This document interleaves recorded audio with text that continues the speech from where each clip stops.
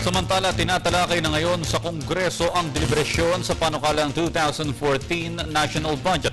Matatandaan na isang araw matapos ang sona ng Pangulo, isinumite ito ng palasyo sa Kongreso. Para sa detalye balita, Ramirez.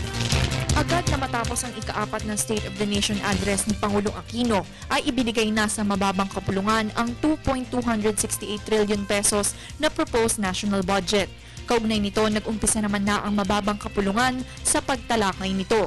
Ayon sa pahayag ni re-elected House Speaker Feliciano Belmonte Jr., nakaugalian na sa Aquino administration na isumite ang budget matapos agad ang SONA.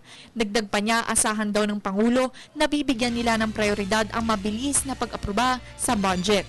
Ngunit siniguro din ni House Speaker Feliciano Belmonte na kikilatisin nila itong maigi at maaaring bawasan nila ang budget sa ilang sektor o departamento. Ngunit tiwala naman si Belmonte sa ginawa ng Budget Department sa epektibong pag-allocate ng pera. Ayon sa budget message ni Pangulong Aquino, napakahalagang maaprubahan ang budget na ito upang maisagawa niya ang social contract sa mga Pilipino. Ito rin ang pundasyon tungo sa pag-unlad ng bansa.